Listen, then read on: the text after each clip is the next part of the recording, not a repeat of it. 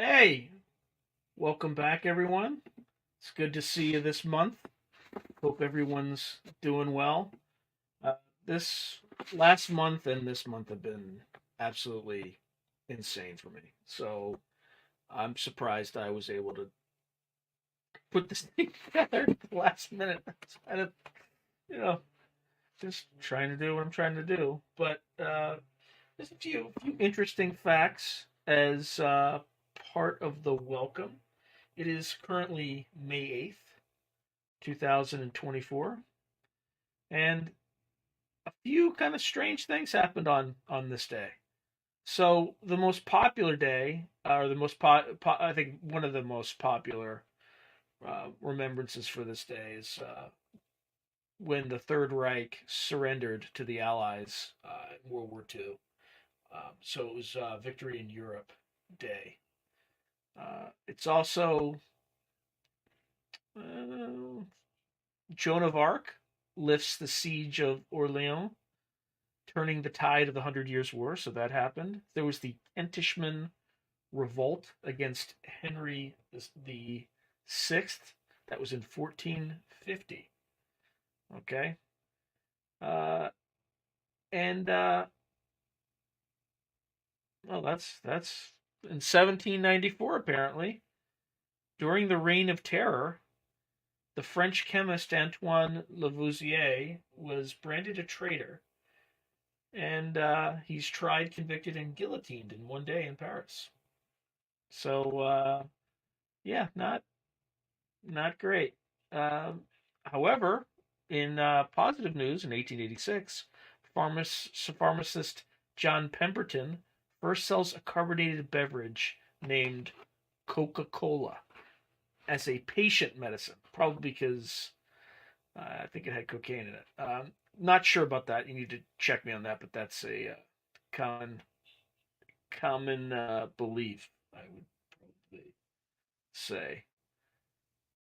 And in 1980, the World Health Organization confirmed the eradication of smallpox. So there's that.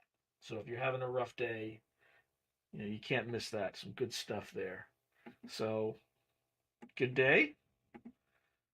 Hey, Anthony, good to see you. Corey, nice to meet you. Good to see you as well. All right.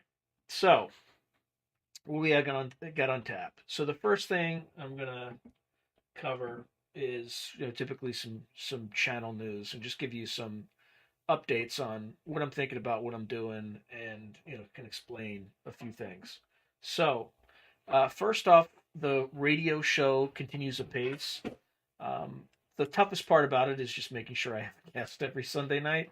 So I'm paranoid and I have a bunch scheduled in advance, and you'll see that as soon as I book one, I put together a thumbnail and publish it. So in terms of how it's doing, so it comes out on a variety of platforms. So streaming services, radio in New Orleans, as well as like SoundCloud and all sorts of different distribution mechanisms. But if you total all those up, the in the last 2 weeks, 1 week was over 300,000 listeners, downloads, whatever you want to call it, and then the another episode was over 1 million. Now the million was a little bit of a what's the word I'm looking for? It was kind of a one time thing because one of the guests I had has a huge network and it basically leveraged it. But for Lavenda, that one was over 300,000. Like that was a pretty solid numbers.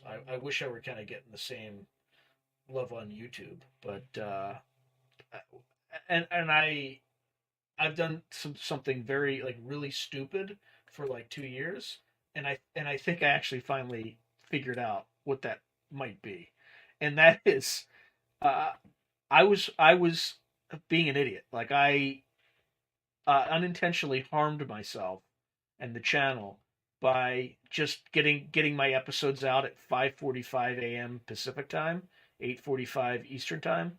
Nobody's watching YouTube at that time, or very few people are watching YouTube at that time. So what happens is the signal that the algorithm, the YouTube algorithms are seeing is that people aren't watching it in the first hour, so it just deprioritizes it because the videos aren't performing as well. So that was my theory. YouTube also has data that shows when your audience is around.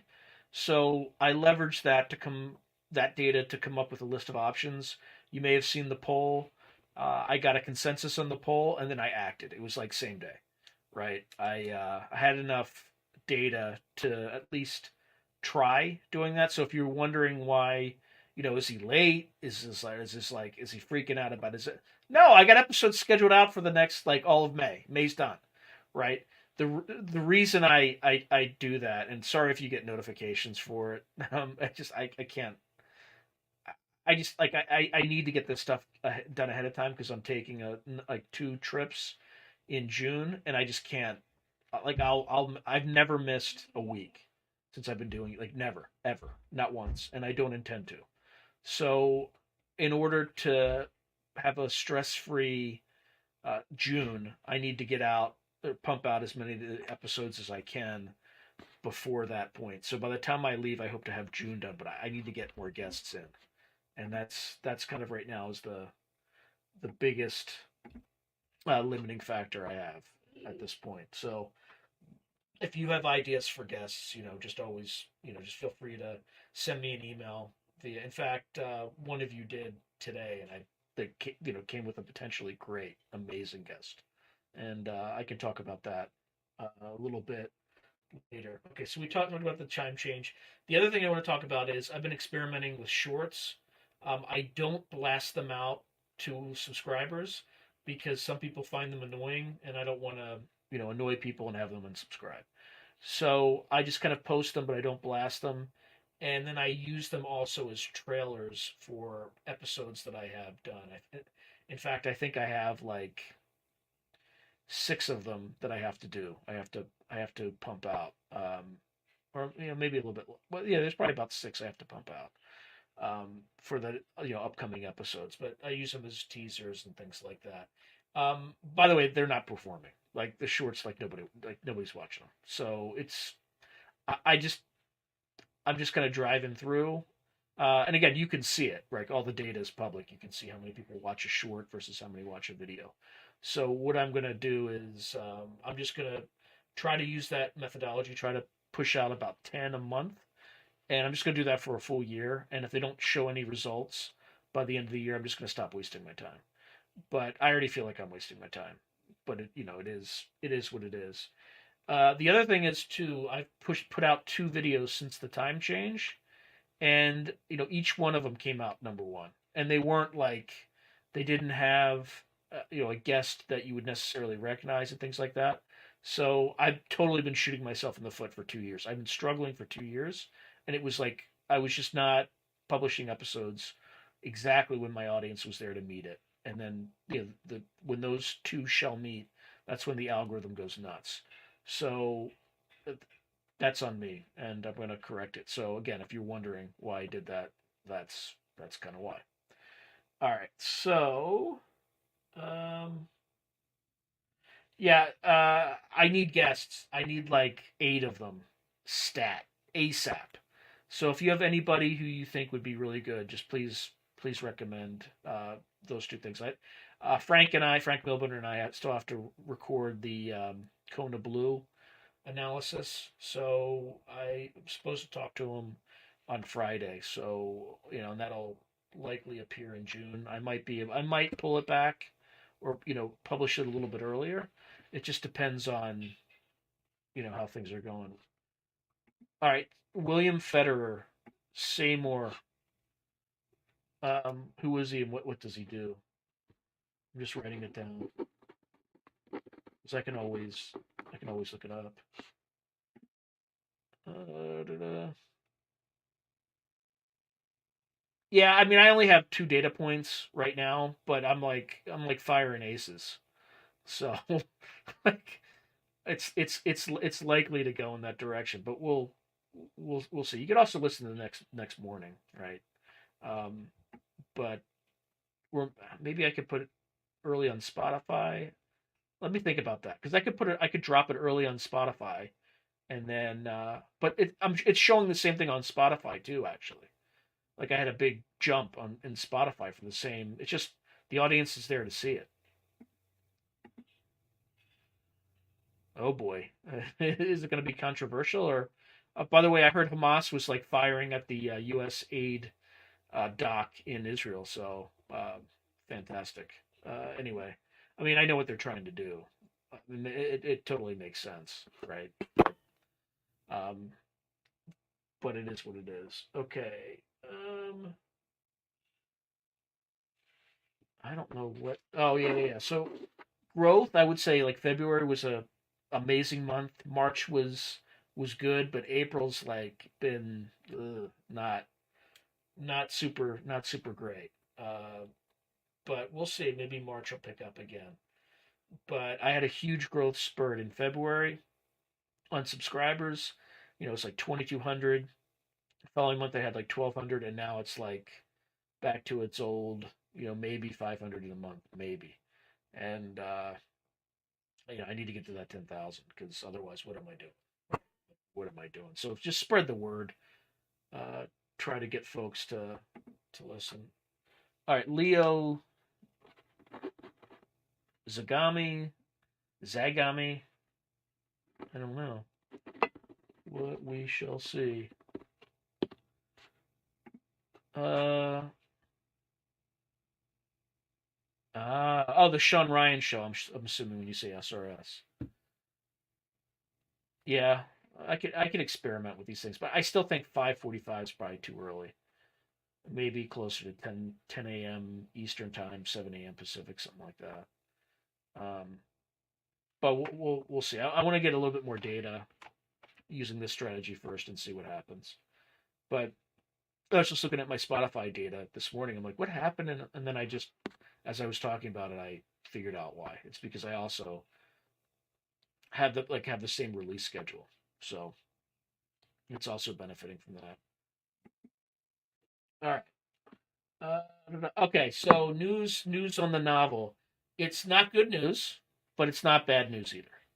It's kind of what happens in the publishing industry. So my publisher wasn't ready to buy it in its current state, but I got a very detailed analysis from her, and it was basically this basic the thing ends at the beginning.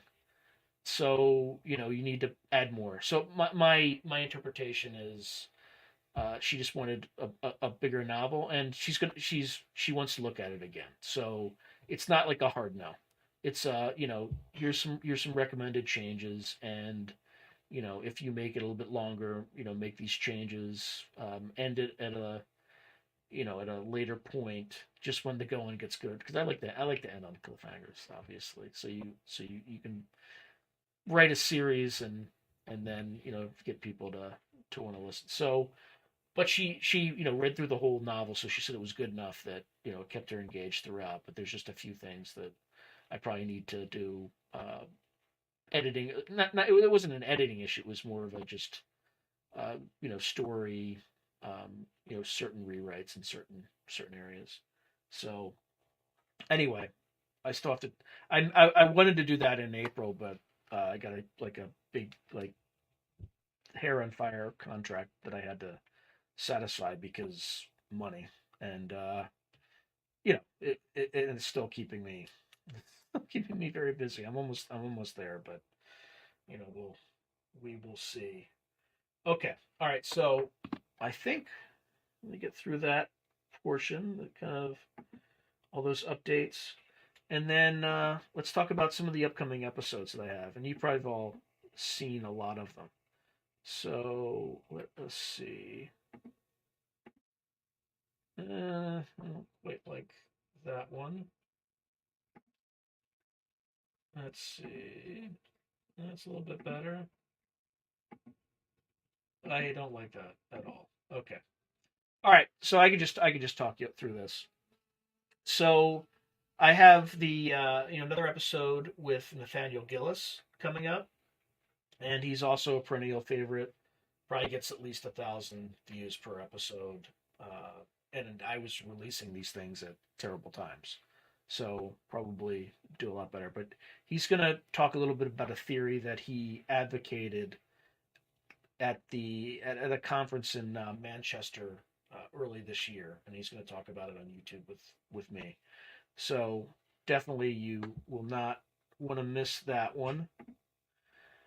Okay. I finally got to talk with Michael Schratt, who's an expert on crash retrievals. So he goes through a pretty comprehensive um, coverage of all the historical crash retrievals, mainly from Leonard Stringfield, and it's really good. He's got really good rendered drawings, and it's I think it's a really interesting episode. So definitely do check that out.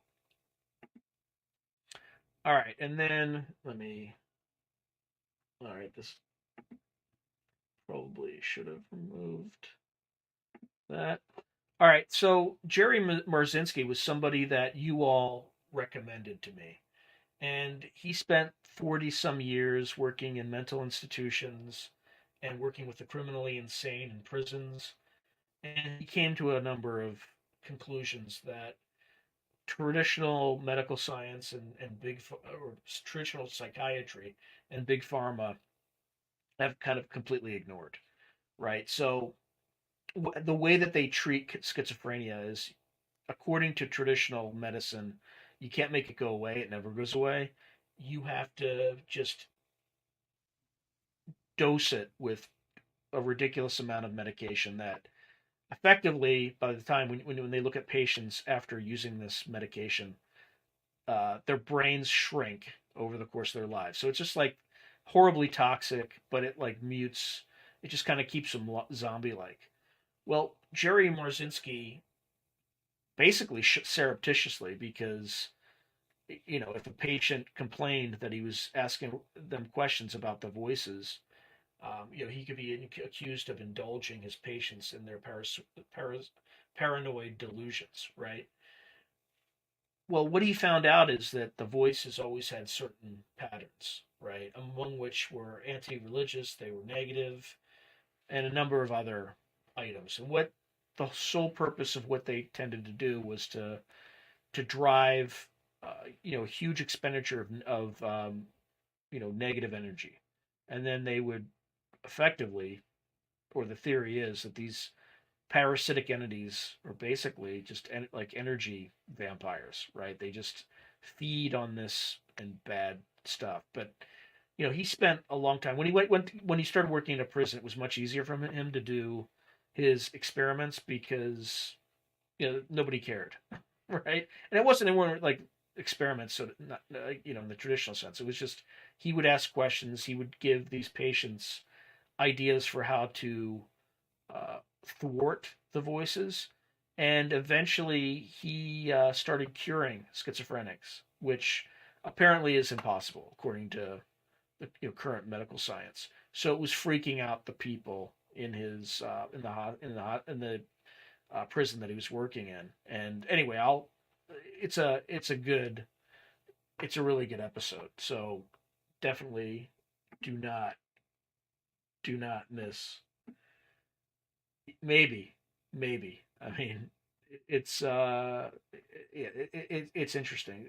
The other thing too is meth addicts also report the voices, and the more meth when they're on meth, they also hear voices, and the more they do meth, if they do it a lot, eventually the voices don't go away, right? So there's some weird thing going on, and people who are typically plagued with schizophrenia are people who've experienced trauma. So it's almost like they've been targeted in some way. Again, this is kind of his theory, so I definitely recommend you watch. And that's kind of what spurred the discussion that I had with Peter Lavenda toward the end of the last radio live stream. So definitely check this one out. I think it's a good one. All right, so who engages in crash retrievals? Are they still alive? Catholic exorcists? Vincent Lampert. Let me write this down, actually. I would love to talk to some of these guys. So, Vincent Lampert. Carlos Martins and Chad Ripperger. Okay. All right. So we go into, what the presumed unit is that does engages in crash retrievals. So yeah, Bob McGuire, Space Bob McGuire. I've definitely heard that name before. Or Science Bob McGuire. One of my patron subscribers keeps giving me this idea. I think he's even on my list. So yeah, I definitely need to action that.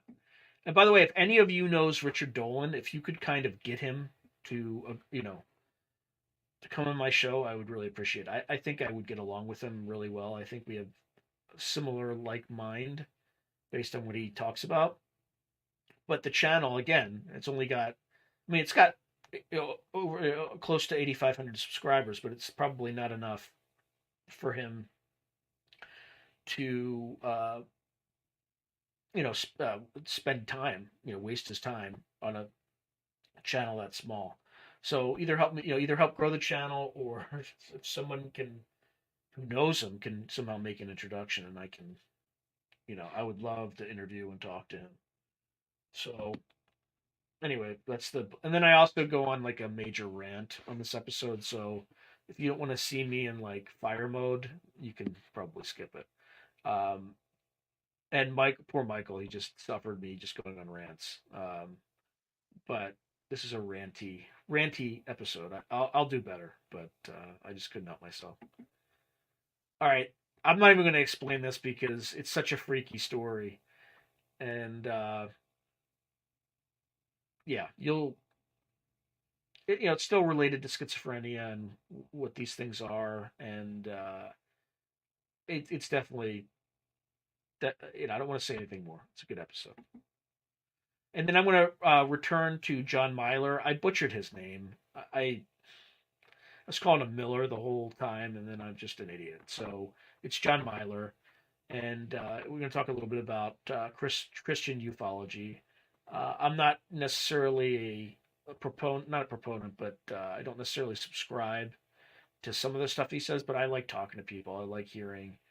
I even well, I don't know if I should say it publicly yet because I don't know if there's one guest I haven't reached out to that would be. I'm not going to say actually because if somebody else gets the idea, it's over. So yeah. So, but it would cause controversy. It would definitely cause controversy. So, we shall see. All right, now in terms of the radio show, Johnny's coming back. He's coming back this weekend. So I'm going to try to talk about anti-gravity, just so you know, like, of all my episodes, his one episode on anti-gravity is responsible for 38% of the ad revenue that I've generated on YouTube. Lifetime revenue. So for whatever reason, that video went viral. It has like well over 100,000 views. So am I going to have John back on as much as possible? Hell yes. Hell yes. So anyway, we'll see if I can get him to talk about anti-gravity again, but because it's a different, it's a much larger, broader audience on the radio show than on the regular channel. So that is Dr. John Brandenburg. And Joshua Cutchin was scheduled to appear on The Ecology of Souls, and then he got sick the day of, so I did Joe Montaldo instead, and that was kind of like a last-minute day of sort of scramble, but it worked out. And then Josh, he agreed to come back on. He just, he's just really sick. Not his fault, right? So just about Brandenburg, I was going to add that. All right. And then after the Marzinski interview, I'm like, you got to come back on. You got to be on the radio show. So my strategy radio show is, since I share some of the economics of it. So this video appears on my channel, but it also appears on several other channels, right? So what I do is I have them on my channel first. I have guests on my channel first, and if I think it's worthwhile, or it's not even that, like, um, but he was definitely somebody I wanted to have on the radio show. So, and this is kind of mid June, so it's way out there. So I still have to find a bunch of other folks to come on. So that should be that is it. That is what I have now in the pipeline. So, we shall see. And if you're joining now and you're not subscribed, get excited. Okay, get excited. All right. All right. Now, this is the May live stream, and for those of you who've been around, over the years, know that this is one that I do for Memorial Day. And the difference between Memorial Day and Veterans Day is for me. Memorial Day is for veterans who have made the ultimate sacrifice. So I just want to, acknowledge that, and thank everyone and the families of people who've lost someone for, not only did their loved one bear the ultimate sacrifice, but they did too. They also paid a price. So, say a prayer for those folks, and you know, and thank them for. And I'm not going to show this on the channel, but I got to see a picture of my friend who died in Iraq in April of 2004, and I got a chance to see his kids, and they're all grown up, and or they're kind of in their kind of late teens, and they look just like him. I mean, it is uncanny, and I would show it too, but I don't have anybody's permission to do so. So that is what it is. But this is a time in the video where I typically show a reminder of my friend Captain Jay Harding. He went to my high school. Graduated the same year. He went to West Point. I went up to college and did ROTC, and then we just ended up in the same unit when I was leaving the Army to go to graduate school, which was the 11th Armored Cavalry Regiment at Fort Irwin, California. And he took over my unit's sister platoon.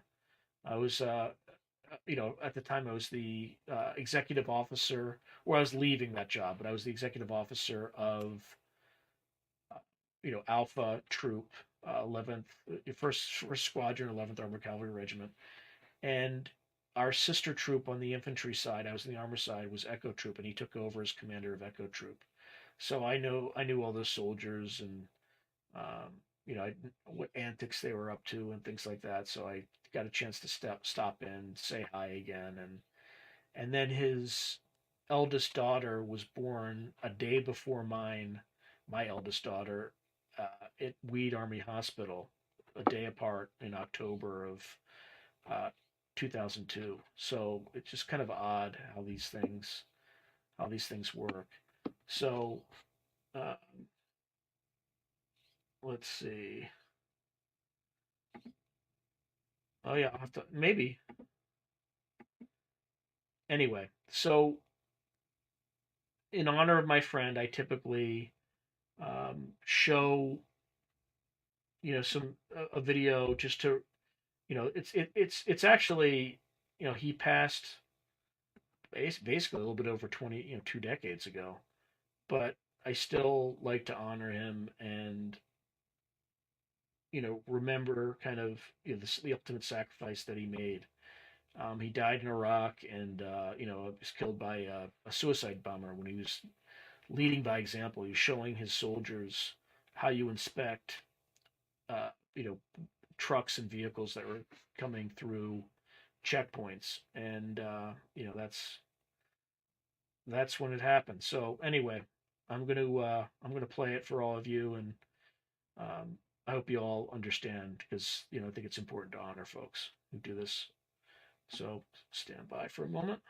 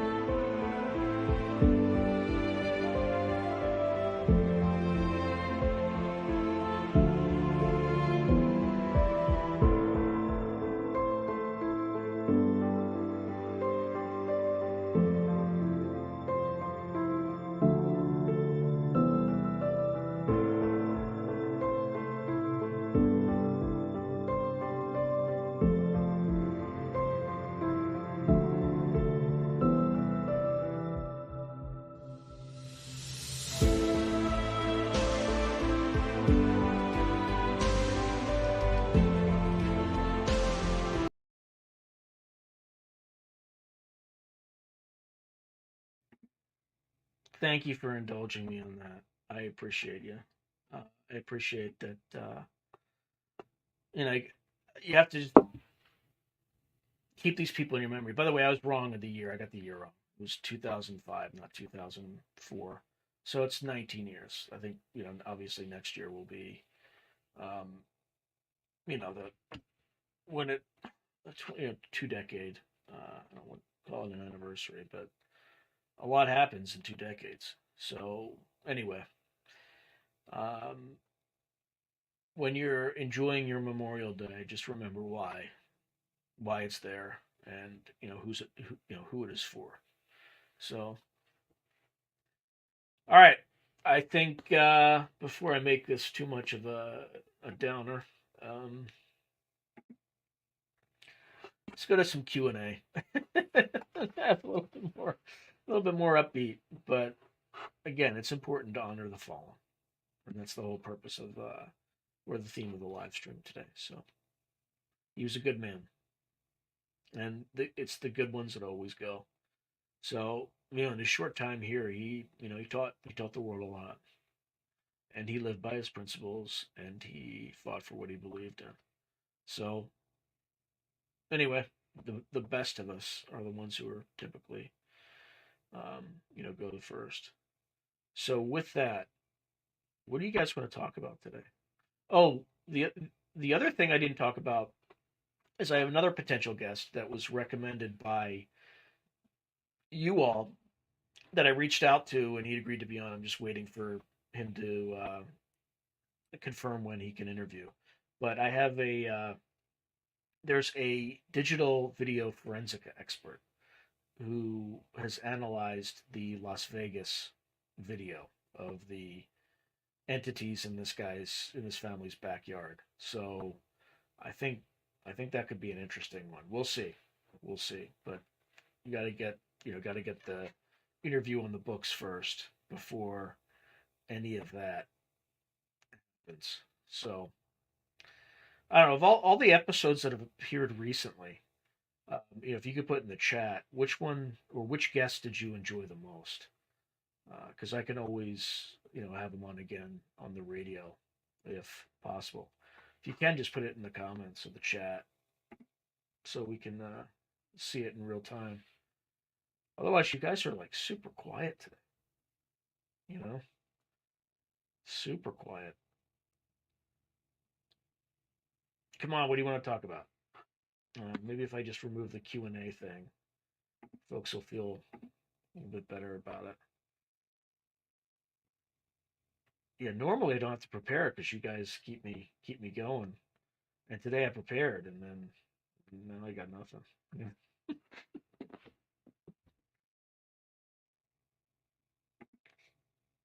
Oh, come on, guys. Gotta be something you want to see or hear. No? Uh, maybe it's not getting through on StreamYard or something. I don't know. Let's see. Let's see if I can look on YouTube Actual and see what's happening.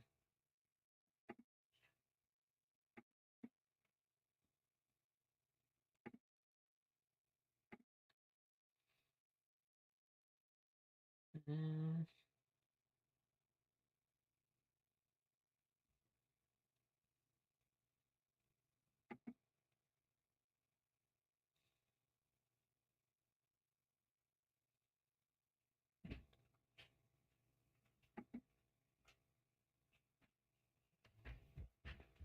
mm, what am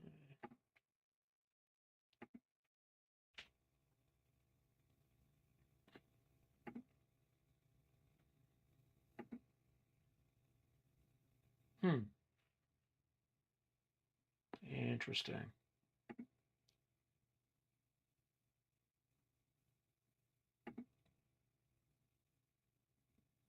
Yeah, I don't see any comments. Nothing. Did you all see the interview of Kirkpatrick by Stephen Greenstreet today? If you did, what'd you think of that? it's kind of interesting. It basically Dr. Kirkpatrick and uh, the owner of Skinwalker Ranch, Brandon Fugel, don't agree on whether or not Kirkpatrick was in a particular meeting or not. Um, so, I- one of them's either one of them's lying or one of them has a bad memory, or who knows. But that was kind of an interesting tidbit, I think. Don't quite know what to make of it. Let's see. All right, I might have to mute. Oh, good, I'm muted, so I won't hear any of this stuff.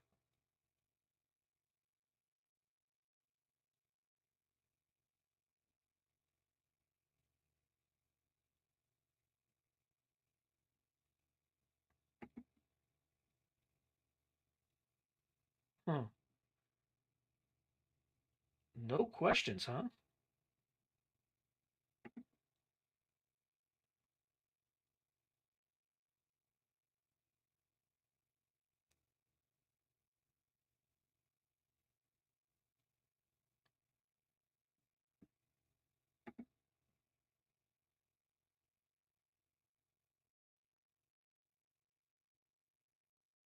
Nothing?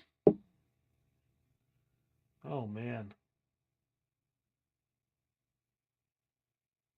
Maybe I should cut it short tonight.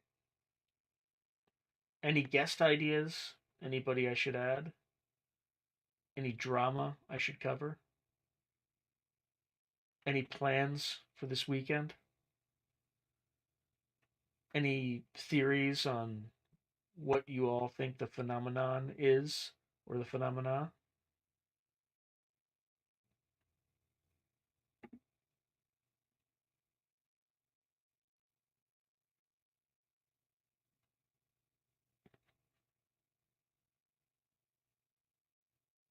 Huh.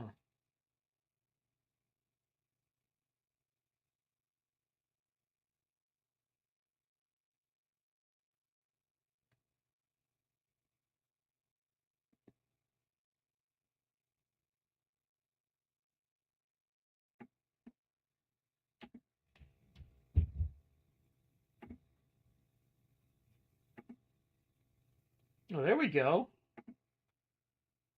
He was awesome. Awesome. Yeah, it is insane. It is absolutely. And by the way, I spoke about him with Peter Levenda on my radio show, and apparently Peter Levenda is fascinated by schizophrenia as well. So there's something, there's something to it. What'd you know? What'd you know, Nathaniel? That we get along, or that Peter Levenda was interested in this stuff too. All this stuff, like, it all ties together. And some of the, some of the, and a lot of like what he spoke about, what Jerry Marzinski spoke about, also resonated with some of your ideas as well. Yeah, the parasitic model for sure, but also the programs that they run. They run programs, right? Um, like just plays that they have. It's kind of always anti-religious, always negative. And there's like an energy drain. So like people who once they start hearing the voices, when as soon as they stop, they feel completely and utterly drained.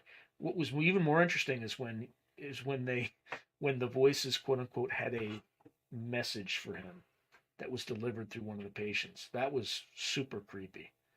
I'll spoil it here, but it.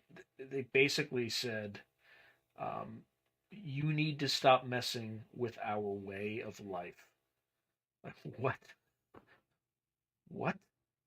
So yeah, it's crazy. And the other thing that's disturbing about it is how corrupt the mental health industry is. Like, they don't even, no one's, at least officially, has even explored, what, yeah, Yeah, exactly. Who are you to mess with our way of life? So creepy stuff. And then also some instances of anyway, I don't want to give too much away, but it was fascinating. And in fact, I'm going to have him on my radio show as well. So anyway, thanks for asking questions. I was like prepped this entire show, and then I'm like, all right, usually people start asking me a ton of questions. Usually that second wind though comes in like just when I think it's about to end at like 8 o'clock or so.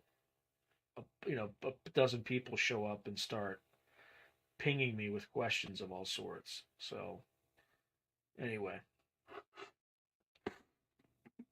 we shall see. But yeah, he was definitely Nathaniel. He was definitely a great guest. So, and all this stuff is pretty. The other interesting thing that he said, I don't know if he said it on the radio show, but he said that these entities, I'm not going to label them. He would label them, but I'll let the audience figure out what that is.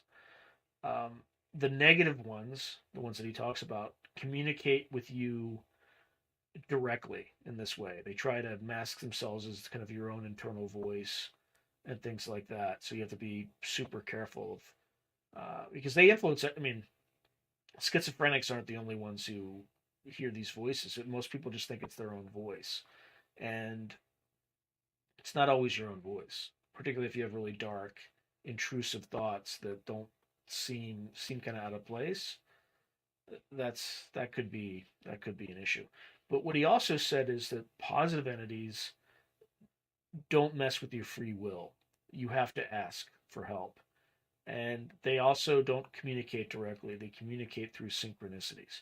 Now he said that completely unbidden, completely unprompted. So who knows, right? I'm just a moron, but there's just a lot of stuff about reality, about the nature of reality that we still don't quite understand. And hopefully we'll have a better mental model for these things over time.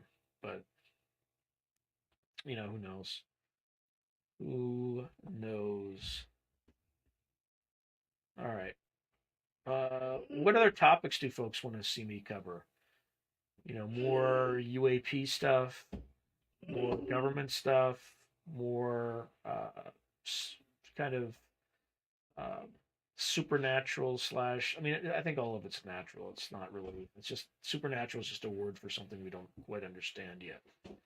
But you know, I haven't had anybody on kind of near death experiences or anything like that, and I haven't even really made a list or reached out. That could be one avenue that I pursue. And look, I just like kind of understanding what the nature of reality is and what theories that people might have for it, and then just having a conversation with them.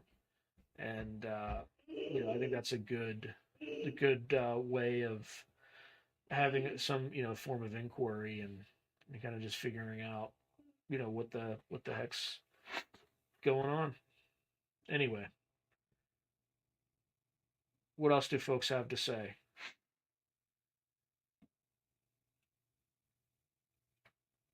Now, Nathan, I can invite you to the if you want to jump on, just let me know in the comments section. I mean, you don't no pressure, but I could send you an invite real fast.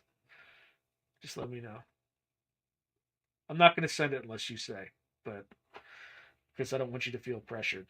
But you're always welcome to join the podcast, the live stream anytime you'd like. So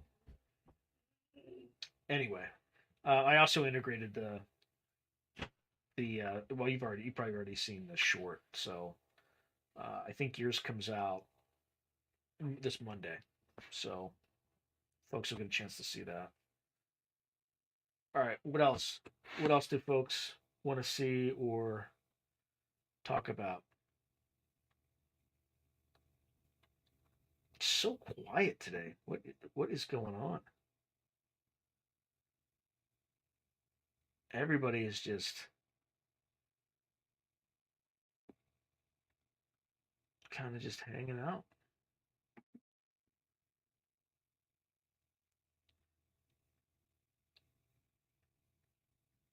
Nothing. You guys got nothing. You got nothing. So no one wants me to kind of do anything new, or just kind of the same old stuff. Keep going, keep charging in whatever direction that is. Any different like formats you want to see, in addition to interviews, or is it just kind of interviews only? Like, should I experiment with other things? I'm all ears. I'm totally all ears. And if it'll help, you increase the enjoyment for you of the channel, always happy to do all that kind of stuff. So, yeah, I do not know. Let me, any future topics for live streams that you think would make it a little bit more engaging? I'm getting crickets, man. I should start playing a cricket sound. I am getting crickets. So,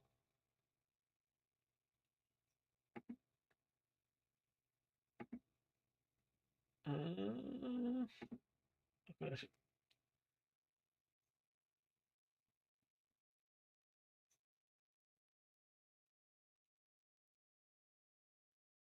right. Well, if no one's got questions, I'm going to give you knife hands. Okay, and followed by an eye roll,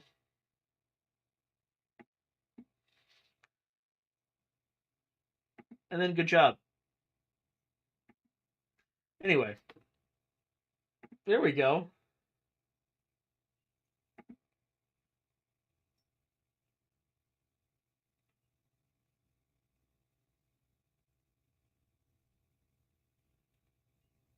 That's not true. The pair experiments at Princeton University showed conclusively, empirically, that there was something related to psi. Uh, but more than would more evidence than would allow somebody to convict somebody else in our criminal system. So it's just there's a lot of superstition and things that, but people were able to um, affect reality, either electrical signals or things that were greater than chance and statistically significant. And then, of course, you had the remote viewing program that the government funded. Let it go for at least 20 years. They're probably still doing it, but they, officially canceled it after the existence of it leaked. But they did that for 20 years, spent at least $20 million training, equipping, and showing people how to do it to gather, national intelligence. And they had a number of, success stories. So a lot of this clearly works from a practical standpoint. And there's plenty of that. I think Jessica Utz also showed that remote viewing also was, statistically significant to work more than chance. So, and she's, I think, a statistician at either Berkeley or a physicist, something like that. But the psi stuff is real. The UFO stuff, I don't know what it is, but there are definitely anomalies out there. It's just a question of, I'm open to them being just about anything at this point because it is very hard to get physical evidence of this stuff. Sanctuary AIG. What is that? Say more. I am totally confused. Sanctuary AIG. Or it could be aluminum, uh, germanium.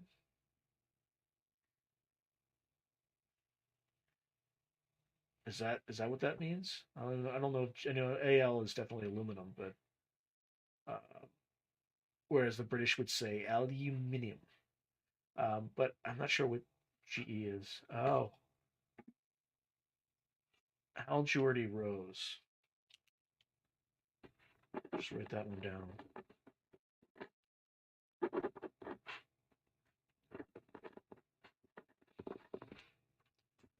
And then what sorts of topics does Al? Well, I can just look it up. Al Jordy Rose.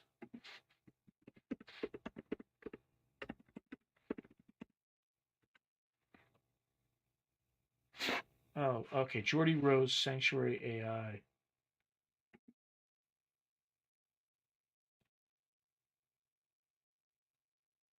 Um. Oh, interesting. All right, so I'm just going to share so folks can see what I am looking at.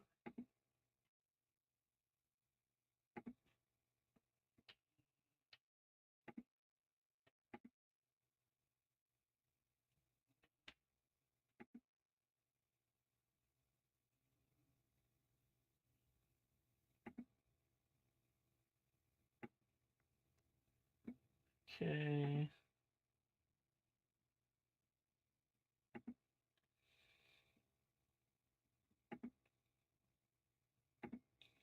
All right. Let's see. So we founded Sanctuary in 2018. D-Wave. Okay. Quantum computing. Huh.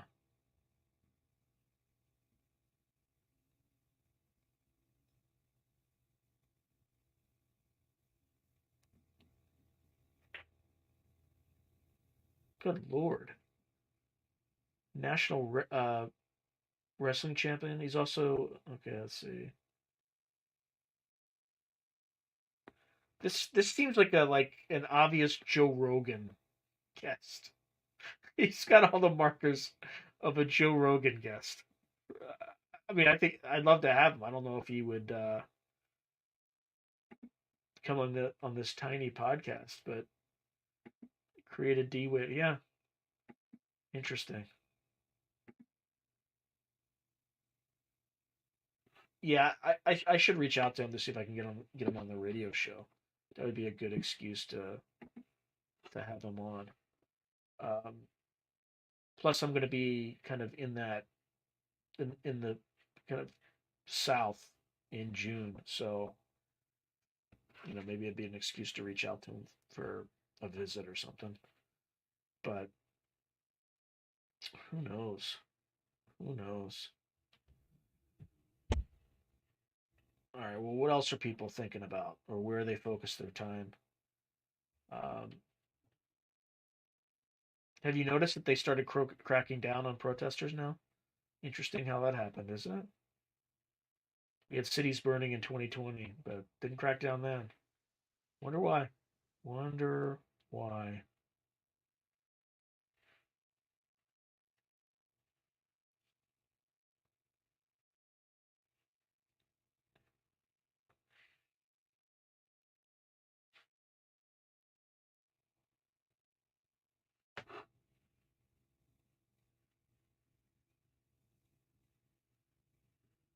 It is quiet today. Extremely, extremely quiet.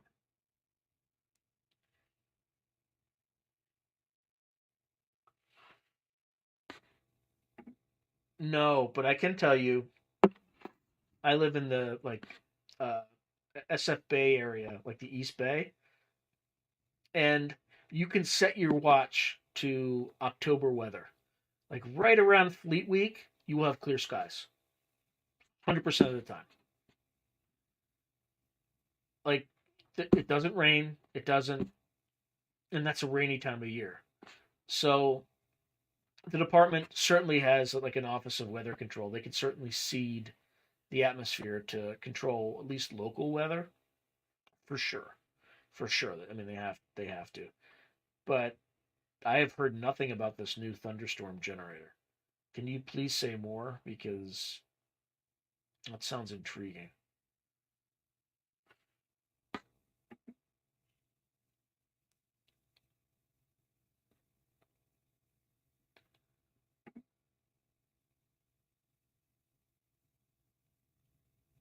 Huh.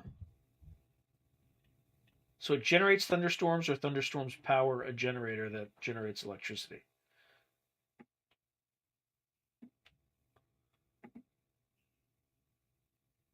Oh wow. Yeah, we kind of need that. Interesting you note that.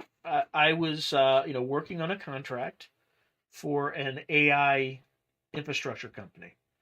And what's happening right now, and this could be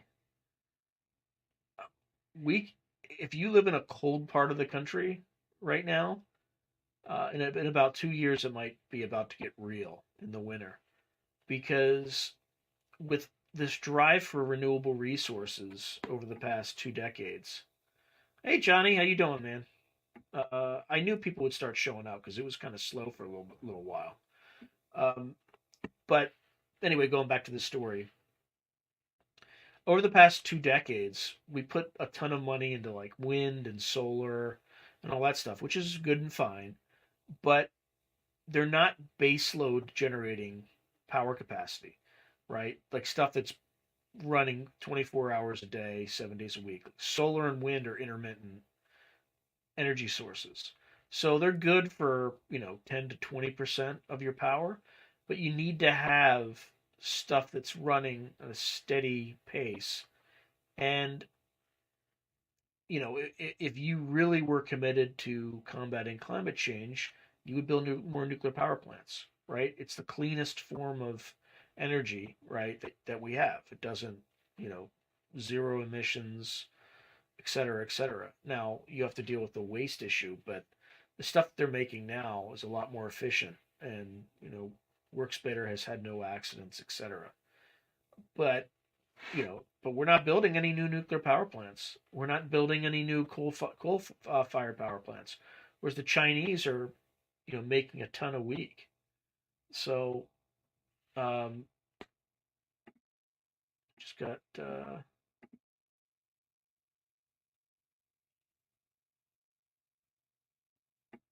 oh, somebody just gave me a pretty good idea.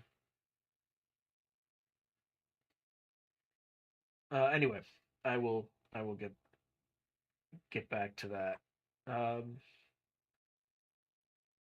anyway, what else are folks?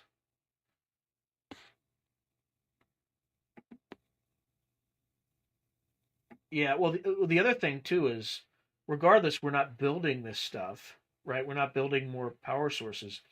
And then when you have cryptocurrency, which, because of crypto mining, it's a huge, huge, uh, kind of sucks up a huge amount of energy.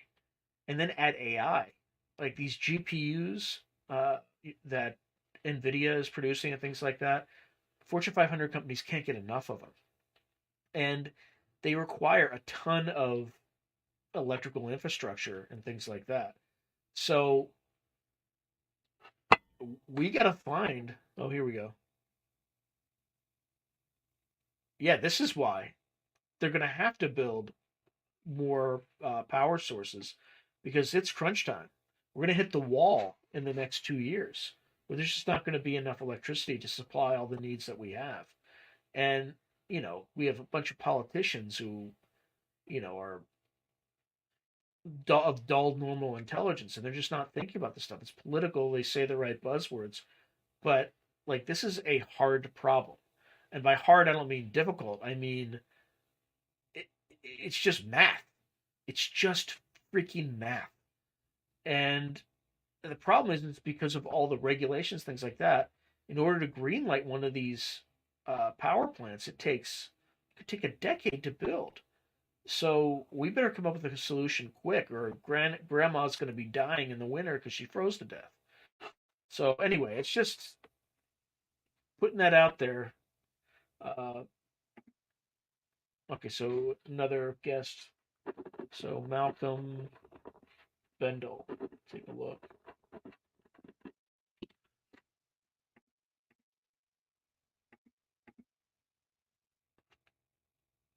Yeah, yeah, yeah. I think people are going to start just building stuff because like it's going to be too late very fast.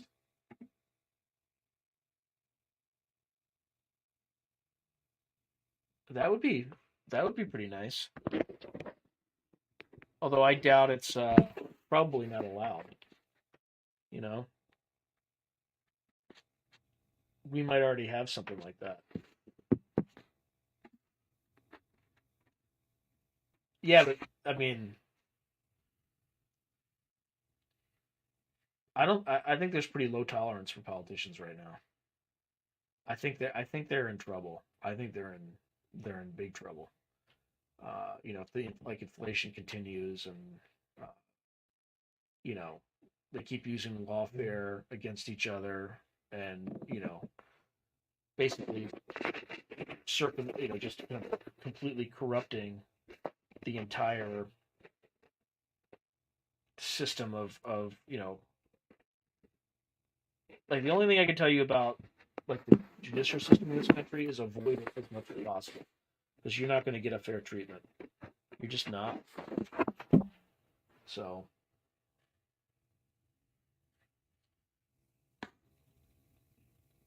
but yeah, it's all about dollar bills, y'all. All about dollar bills.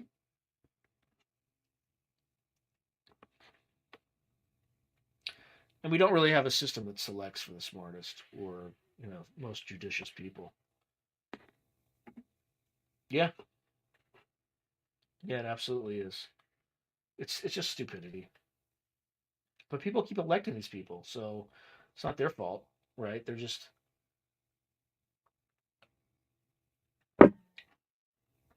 responding to incentives, right? That's it.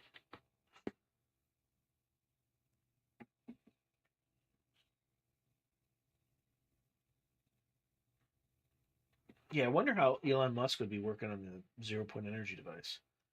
I guess you start with the Casimir effect, and then who knows?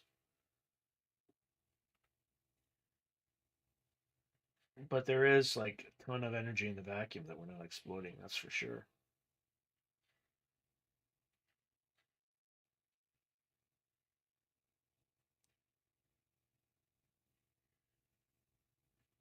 I tried to reach out to Thomas Drake again. Uh, he's a former NSA official, but I have not heard back.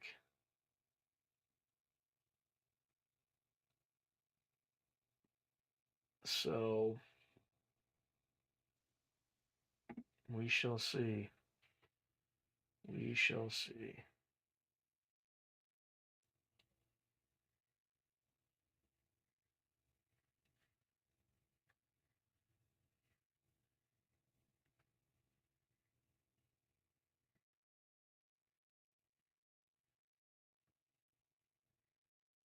You think Kirkpatrick is telling the truth?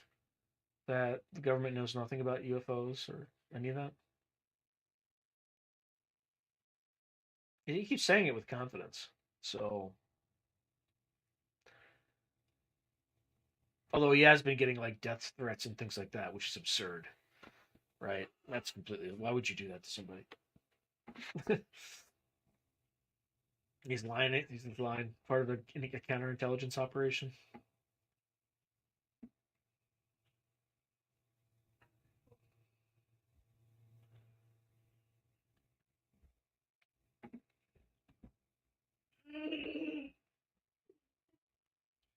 Okay, let me see if there's anything else.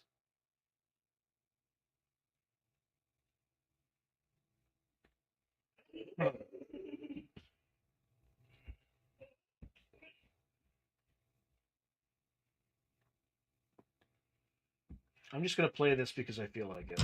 Trigger warning. Stairs. All right, there we go.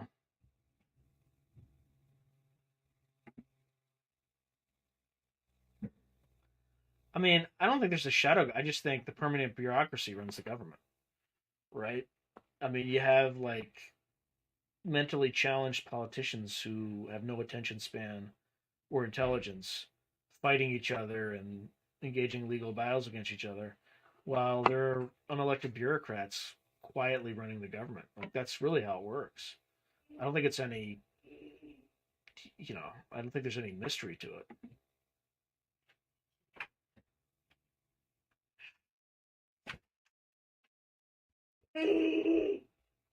Yeah, I mean, it's probably you. It's probably you.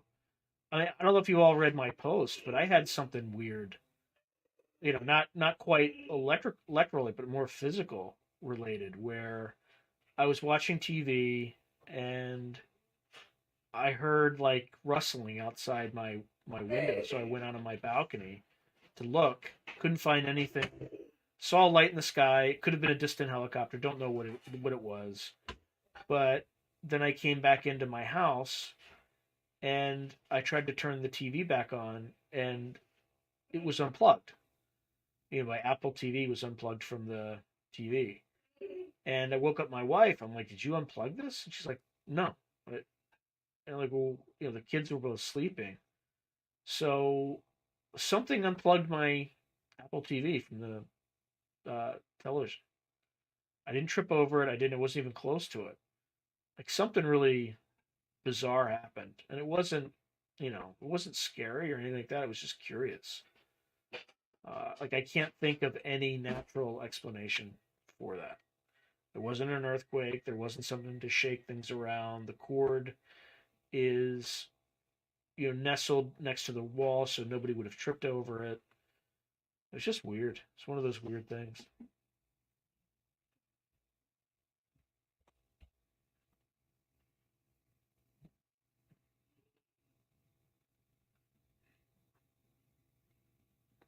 Let's do another. Since I have a ton of content that I never use, I'm just gonna use it all up on one episode. Four-dimensional chess. Okay. What else we got?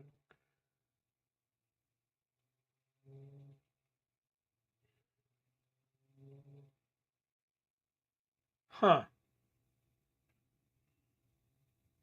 The seventh floor group's shadow government told them to. Weird.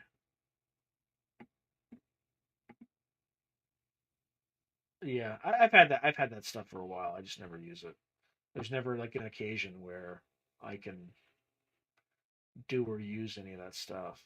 So, but it's still there, still waiting to be exploited.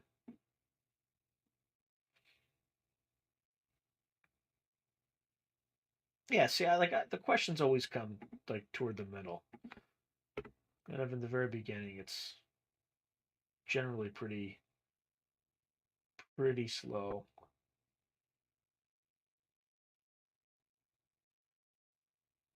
Yeah, so this video is like I'm glad I released these. I started releasing these things at 3 p.m. Uh, you know, Pacific time, 6 p.m. Pacific, because they just get more views. Um, what's V2K?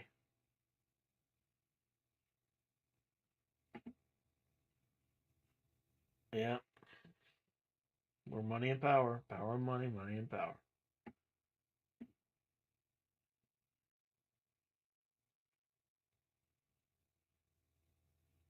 What is V2K? Now, well, actually, I can always Google it. I mean, I have access to all of human knowledge at my fingertips. Voice to skull devices. Oh my God, this is a federation of American scientists. So this is like a serious source. So let me share this actually. Whole, yeah, V2K. Holy crap. Yeah. Yeah, I'm gonna share it. They're definitely real. They're definitely real. Let's see.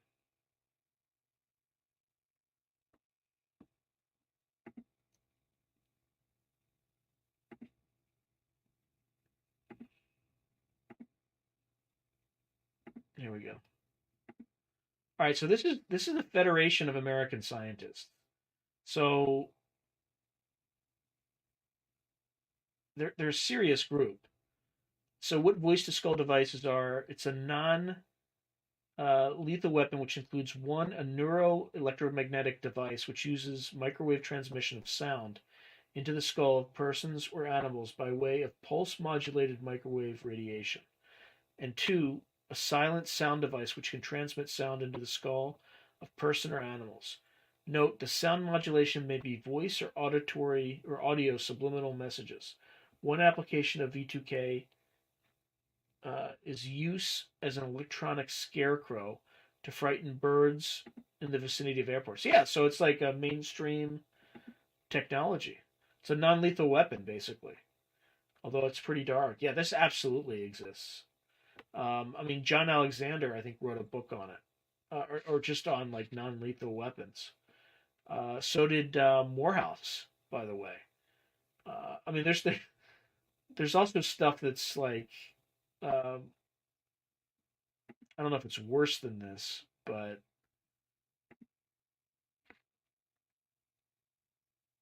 a little bit more aggravating. Like if you've heard of the chemicals cadaverine or fecaline,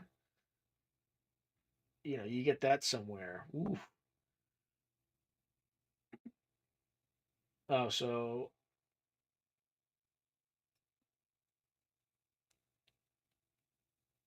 yeah, I mean they definitely, yeah, a lot of this stuff is, but it's probably a lot of it's been around for a while. Huh.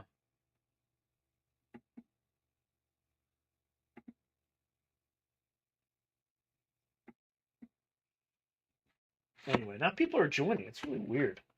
Maybe I could start these things at like 8 p.m. Pacific for whatever reason. It's kind of weird. Yeah, I read that there were like they found people doing a ritual or something on the ceiling at CERN or not ceiling, like a rooftop at CERN or something. Again, it's a rumor, probably not true, but you do hear all sorts of odd things at CERN.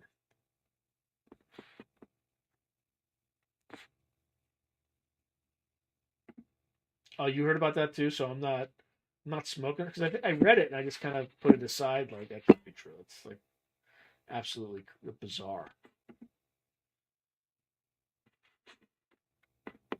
So which of the episodes that I showed earlier are you most excited about?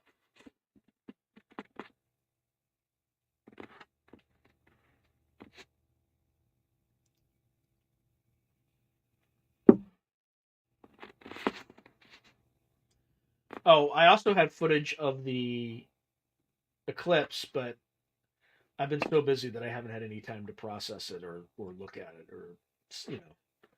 So class project, God. Yeah, yeah. I've people have routed me to his channel before.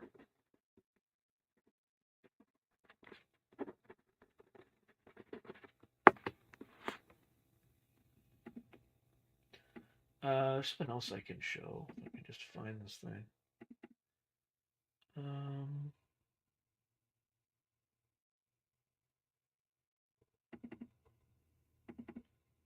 oh yeah, that was actually much easier than I thought.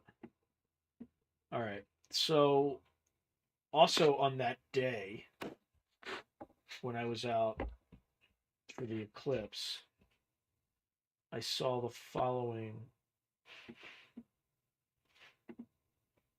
I mean, this is kind of normal for me, but maybe it's not normal for some people. Um,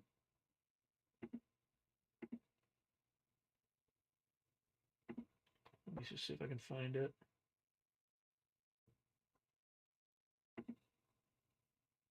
Here we go. Everybody see that?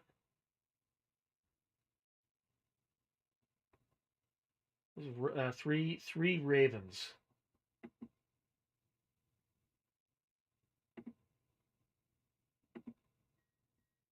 There we go. That's a little bit better. So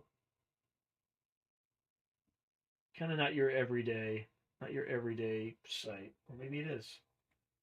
But that was around the peak of the eclipse. So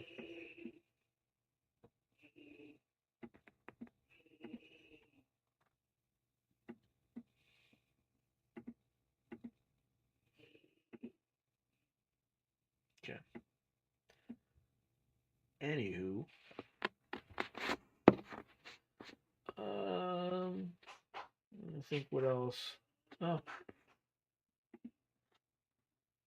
yeah, I've been trying to get them to come closer. They've been coming closer and closer, but I'm not really sure how to get their attention because they remember there was a face study that they did at Harvard where it might have been with crows, but crows are also corvids and they're both in the same family.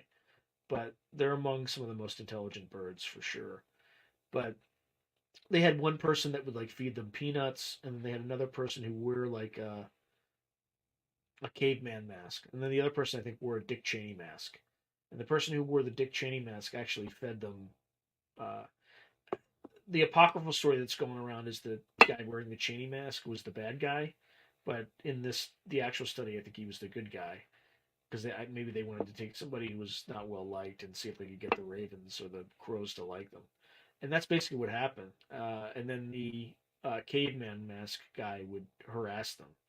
So whenever that person wore the mask, they would get attacked by crows because they all communicate and they remember faces and they let all the other crows in an area know who you are. It's really weird.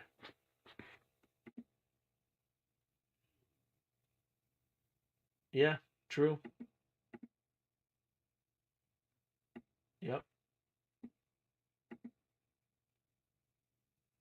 Peanuts, huh? I'll have to try that. I will definitely try that. It'll be because they'll circle. I can get them to circle, but it's just wave at them and stuff like that and try to get their attention. Yeah,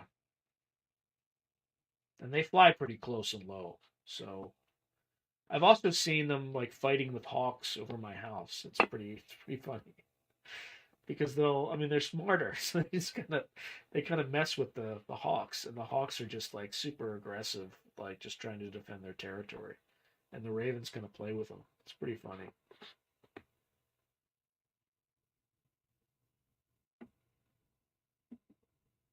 Trying to think what else. Anything else on here?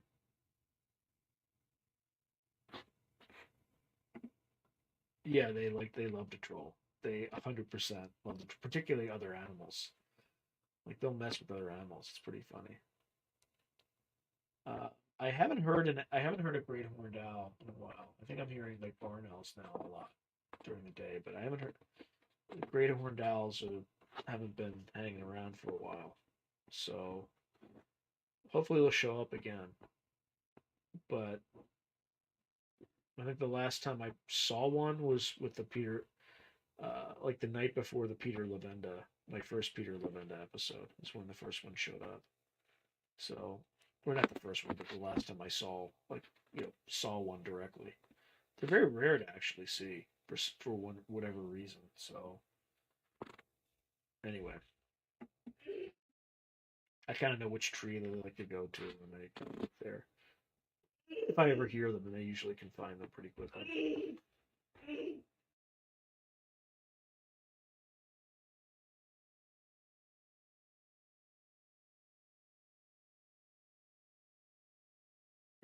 Anybody have plans for Memorial Day? I mean, that's later in the month, but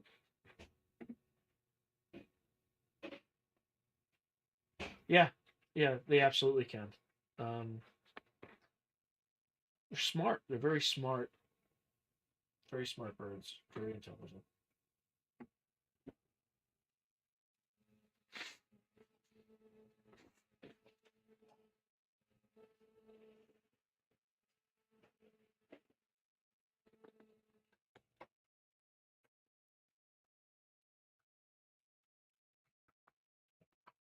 Anybody have plans for the summer?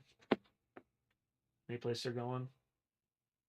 I'm thinking about going to Catalina Island and spending like 1 or 2 nights there. My son graduates from high school, so might take him along with a few other folks. Maybe we'll see something out there. Because apparently there's a lot of sightings of craft coming out of the water, allegedly, whatever that means. So, I mean, I've been outside of Skinwalker Ranch and nothing happened other than the wind blew a chair into the fire at me. But that's about it.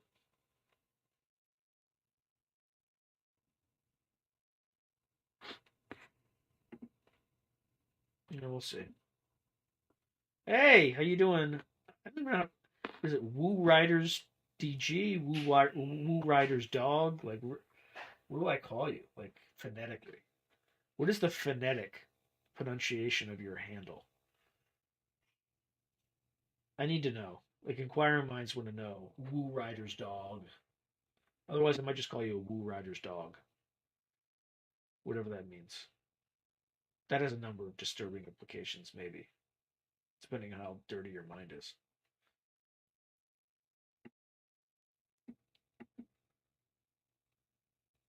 Woo Riders DG. Okay, I got it. And then it looks like the aircraft you have is like the Aurora, like the A-72 or A-90. I forget what it's called, but different versions of that. Maybe one of them is like a TRB or whatever. TR3B, whatever it's called.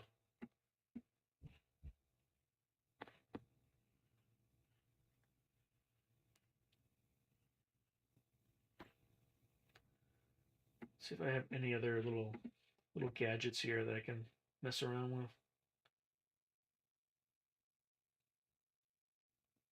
Mm,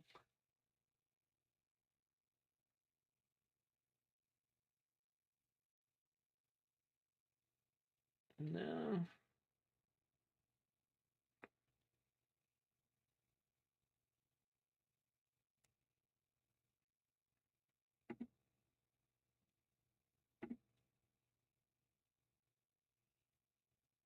Ah, okay.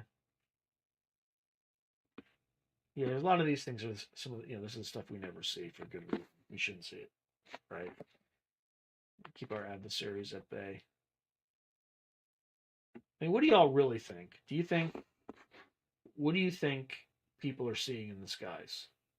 Is it actual UFOs from, other worlds outside of our solar system in space? Are these beings that are interdimensional? Are they the three-dimensional projections of a godlike, multidimensional, hyperdimensional species that's trying to interact with us? Are they classified government programs? Are they a massive psyop against the Chinese to make the Chinese think that we have hyper advanced weapons in our arsenal that we've been exploiting since 1947? What is all this stuff? Are they angels and demons? Are they all of the above? Do we just live in a simulation and we get what we ask for?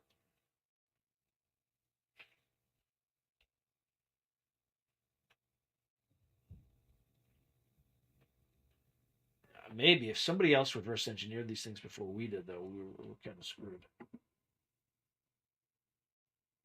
Could be, but why would it be against us to get the government to spend more defense dollars and to be just a fearmonger and because it wouldn't work. I mean, it wouldn't work on it. Wouldn't work on me. Like the government absolutely doesn't protect anybody anymore, right? They let criminals have their run of the street. They really don't. It's really nothing they do for us at all, other than like tax us and oppress us. That's about it. I mean, so you think they're happening simultaneously, or do you think that saucer is part of the psyop? Yeah, I think you're onto something. I recently read or saw that I think there were six major mass extinctions. There are other minor kind of mass extinctions, but of the six, the species that tend to survive are barrowing species. And I could see a case that maybe there's some, you know, advanced species has been around since the Cretaceous period, the Triassic period, or something like that, and they just burrowed underground and survived all these mass extinctions and have, a multi-100 million year head start on us. And they're the ones who've quote unquote always been here. Yeah, there's something going on. I have very limited interaction. The strangest thing that ever happened to me was that Apple TV thing, which is pretty minor, right? Nobody really even takes notice of it. But eh, I think where there's light, there's also darkness, right? And I think there's a balance. Some of it's probably good, some of it might not be. And, beings have interests, and sometimes their interests may be aligned with yours, and sometimes not, just like people.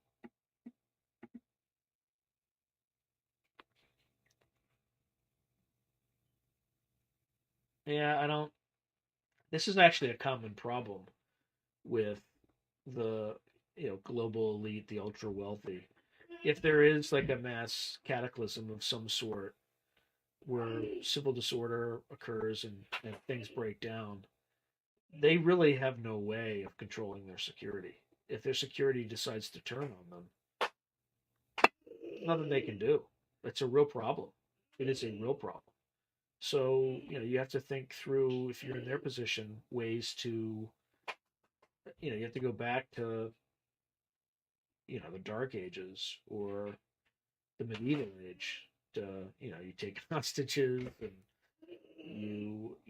incent, you have their entire family stay with you, so you have leverage. There's all sorts of techniques that they would have to use, but if you have a bunch of former Navy SEALs and Delta operatives, and the world ends, they're not gonna, they're not gonna suffer through Zuckerberg telling them what to do. That just ain't gonna happen. You're gonna revert to might makes right, and Zuckerberg ain't gonna win that. Ain't gonna win that fight.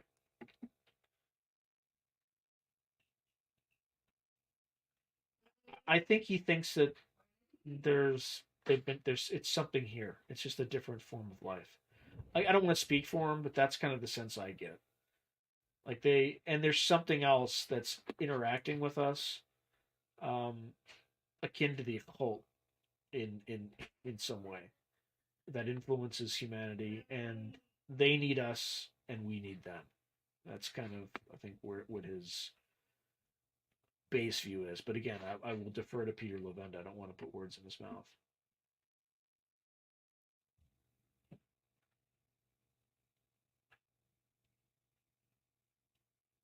Yeah, interesting. Yeah, yeah, maybe something that lives underground pulls select members of the species in when there's a global cataclysm. I don't know. Huh? Where's your neighborhood? Like roughly, what part of the country?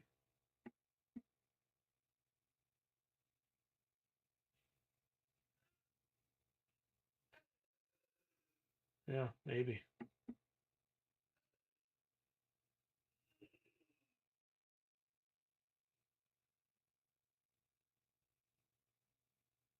Oh, I believe that too. I mean, Bob Lazar said one of the briefing reports that he read, which could have been pure disinformation, right? They could have supplied him with pure disinformation, and he may have never read it to be completely lying about all this. But let's assume it's true, and let's assume it's not disinformation.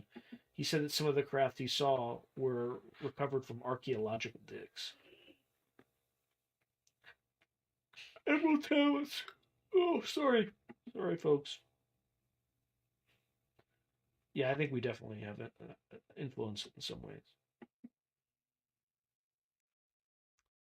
Yeah, I might later this in June. I might stop by Devil's. What's it called? Actually, I have it somewhere on my desktop. I can, or desktop is not the right word, but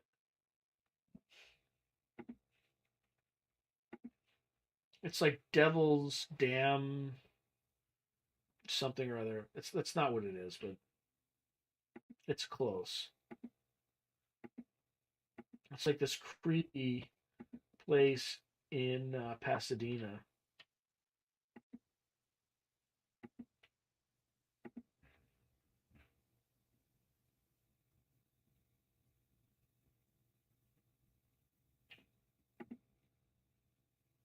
Of course, now that I'm looking for it in real time, I can't find anything.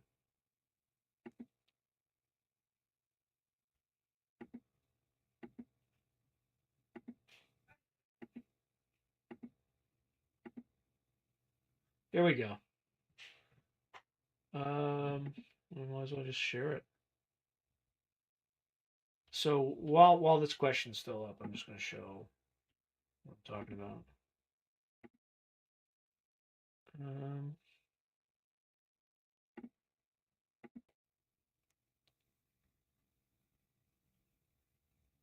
so it's called Devil's Gate Dam and Reservoir, and this is where Jack Parsons.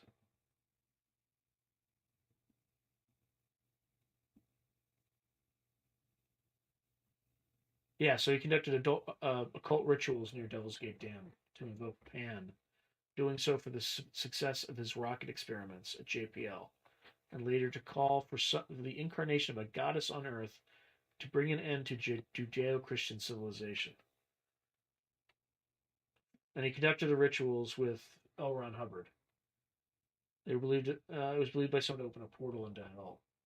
So I might go and visit this place while I'm down in Southern California. I'm gonna be like right near it.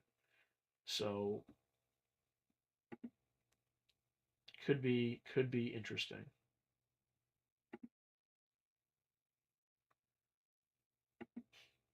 Central, okay, yeah, lots of swamps in Central Florida. Oh yeah,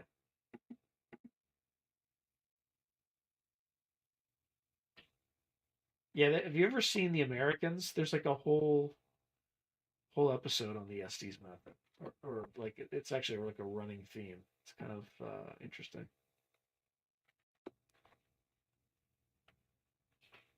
Maybe, but I doubt it.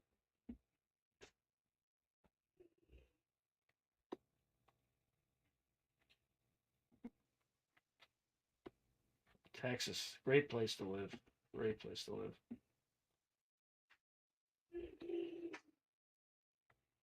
Yeah, yeah, I agree. It's multidimensional, and we only see a subset of the overall dimensionality.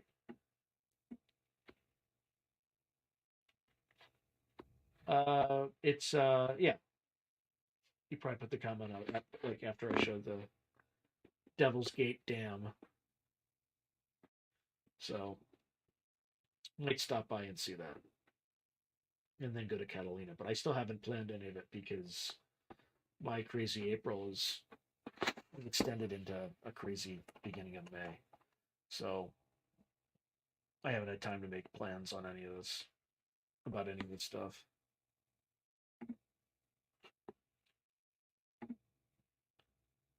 Uh, uh, I've written two.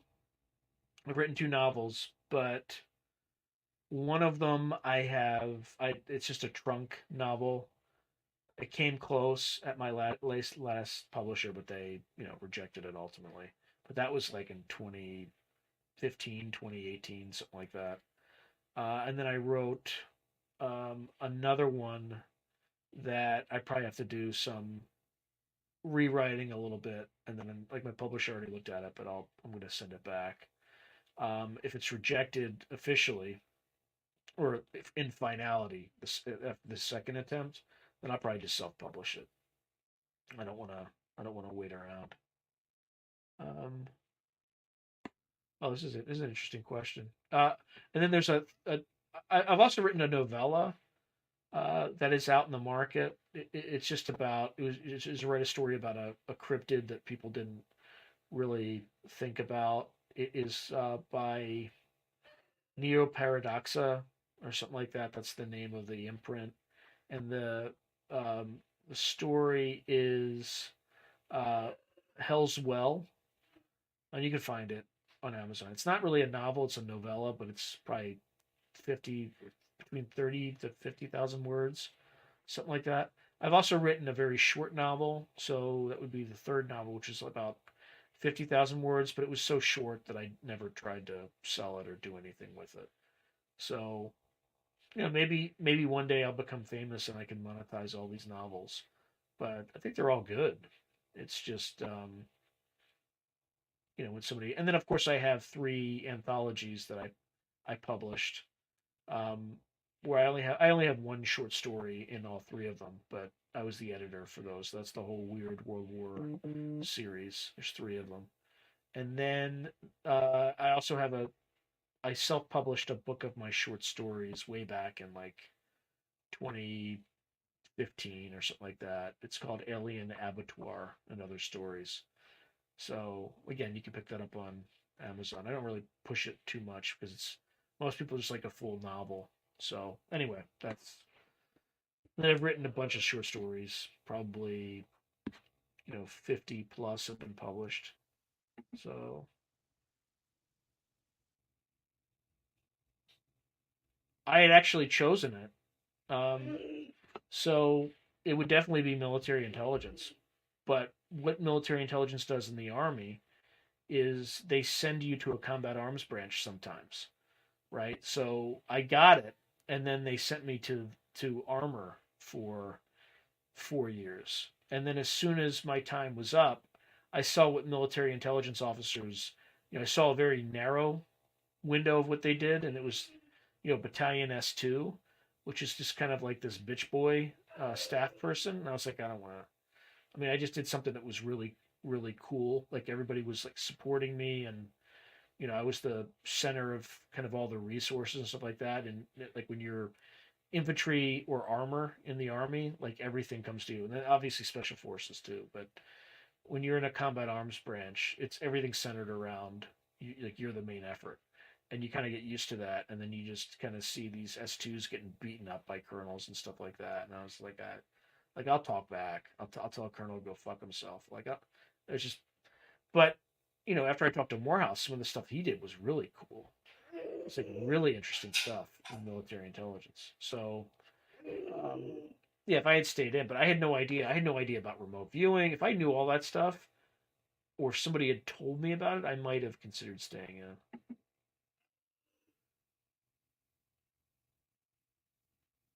Yeah, 100%. A lot of it's just how we interpret the signals that we perceive. Oh, I will. That actually, you have me. My attention is my. My. You've piqued my attention. Tell me more. Yeah, 100%. 100%. I interviewed a guy on this channel, Tim Powers, who's an author, and he was good. He was good friends with Philip K. Dick, and we there's a whole episode where we talk about. But he would use the I Ching, I Ching, whatever to make decisions, and sometimes it would tell him things he didn't agree with. He would make it sleep outside. He was a crazy guy, but I think he was definitely tapped into something. Yeah, please do. Some of them you can, and then some of them are I wouldn't say precognitive, but have a precognitive feel, right? Like I have a story about uh, Americans fighting Russians in Ukraine with like drone kind of spider bot sort of things, or like NA personnel mines. Anyway, you'll be able to you can find that. It's on Vice. It's on the the Vice channel, which is called Swarm. Uh, you can get that for free. It's like it's very short. It's like 1,200 words.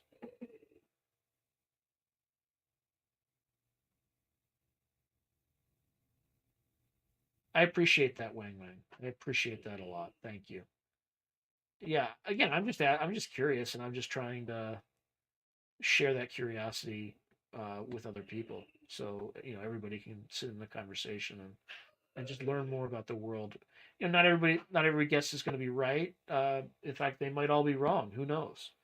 But just figuring out what the possibilities are is, I think, is helpful. That's a good question. I think some of the recent ones I did were really, really good. Um, I, I've done so many that it's hard to. But I think the Lavenda interview I just did, I think we were both firing on all cylinders. Like I would mention something, and he'd be like, "Oh, I'm really interested in that," and then we really riffed, I think, really well toward the end of it. Like I really like Peter.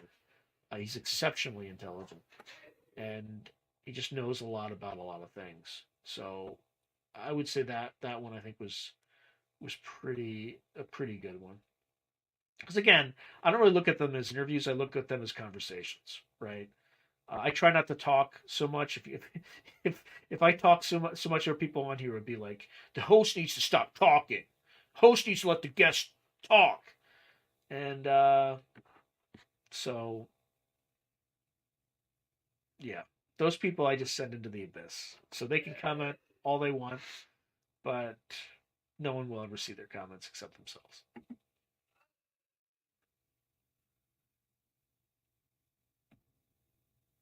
Yeah, it's probably all of the above. There's probably some all of the above element to all this.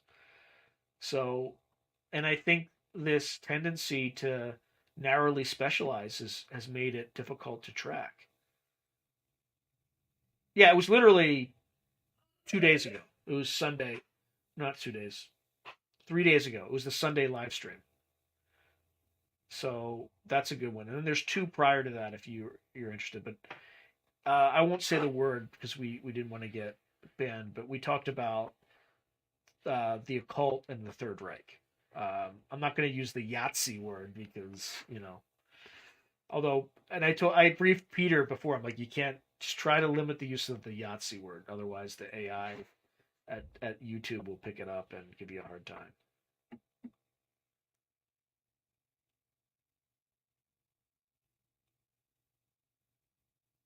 Yeah, I need to watch it. Where like what streaming platform is Aeon of Horus on?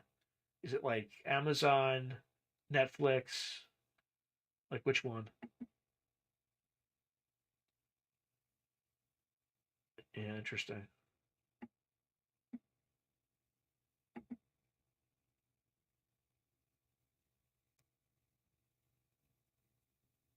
Yeah, it might be some like psychokinesis stuff.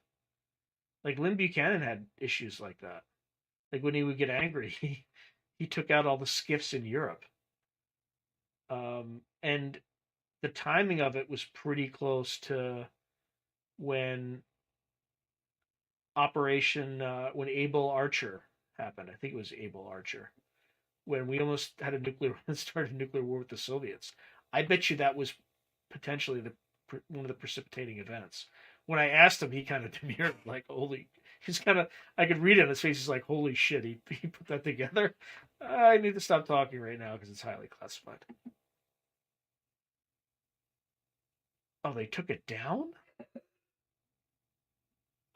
I literally just traded emails with him yesterday because every time I reach out to him, he's like, "I'm busy. Can you contact me in May?"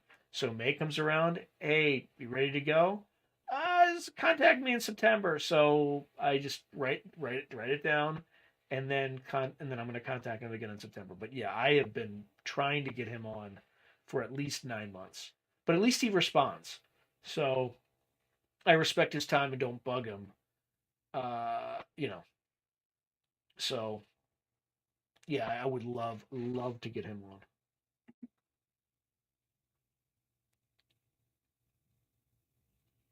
Yeah, I'll see if I can find it. I wonder why would they take it down? That's kind of weird.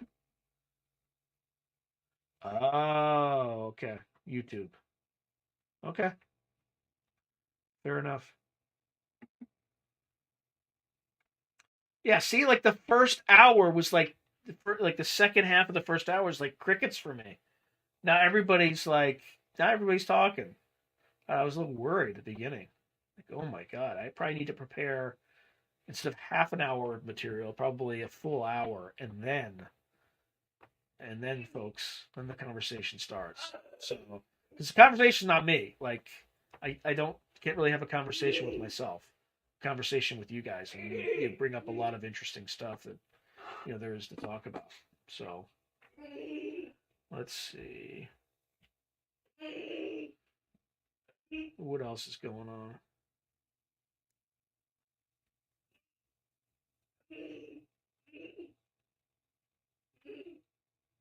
Anything strange happened to anybody recently? Like inexplicable?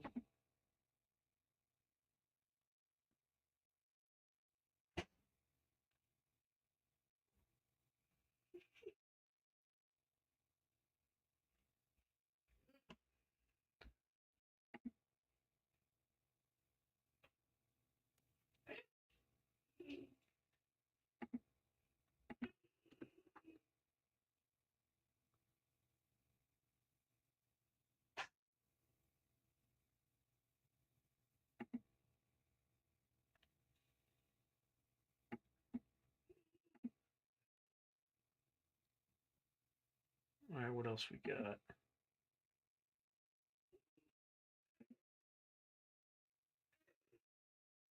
Oh, I appreciate that. Yeah, I think the reason my podcast is hard to find is I'm beginning to see it may have been a self-inflicted wound. And as I was saying at the very beginning, I would always release these videos at like 5:45 a.m. Pacific time. So not enough people were watching it to trigger the algorithm. So I that's why I changed the times that I release the episodes to 3 p.m. Pacific, 6 p.m. Eastern, just to see if it actually makes a difference. And so far, it's making a difference. So, my those videos pop a lot faster than they have in the past.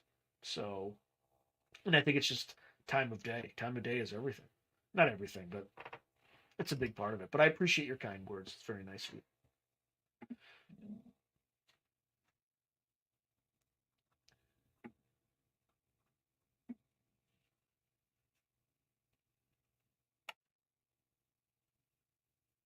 All right, unless people have other questions, I'm gonna stick around for another 4 minutes or so. Um, unless people have something they want to talk about or something to add.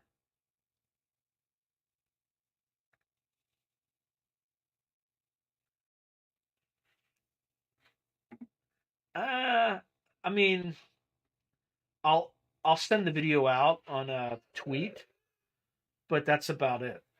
And I don't know if it works or not. I tried publishing them on X as well, but the problem is I've like increased the when I render my videos, I've like dramatically increased the quality of rendering, and as a result, like the uploads take like 24 hours.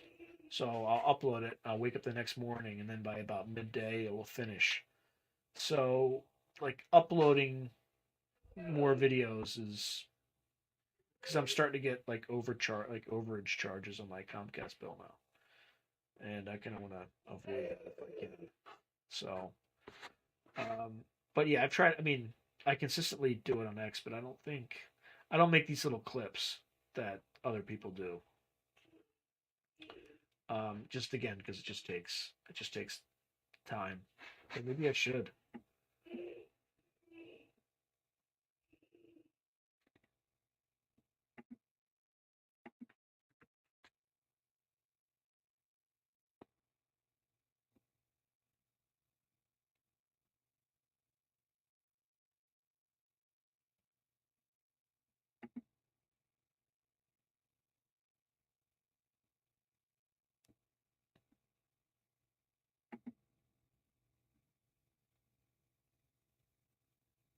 All right, 2 more minutes.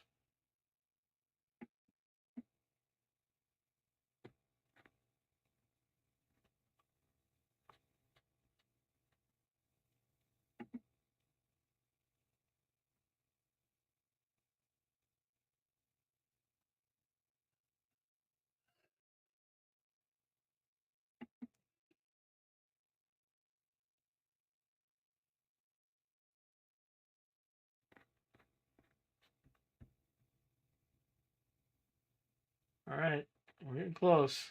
Getting close.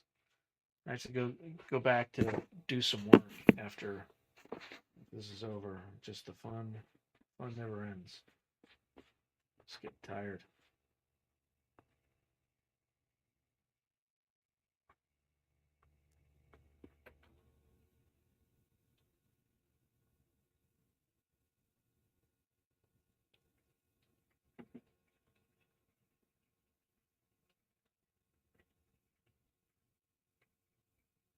Okay.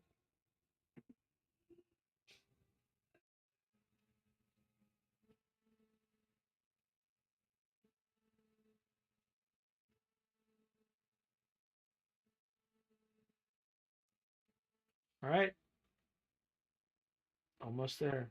Almost there. Oh, looks like we got one more. Every night. Every night. See nothing. Of course I have merch. Yeah, on Spreadshop through Glass Darkly. Uh, you go to any video and it's there, and I think it's even on the About tab. You can find it. But yeah, I got plenty of merch. Um, I would say the hats and the stickers are the ones that sell. But I haven't sold much on that. But yeah, I absolutely have merch. All right, definitely sweet dreams, everyone. I have not heard of the Space Arcadia land at all. That sounds actually pretty interesting.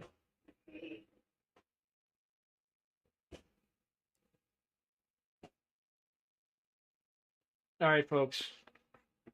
Oops. Yeah, peace out. I think I'm going to call it. You'll have a fantastic evening, and I'll see you this weekend with Dr. John Brandenburg on the radio show. And thanks for watching my videos. Thank you for supporting the channel. I couldn't do it without any of you. So, good night, all.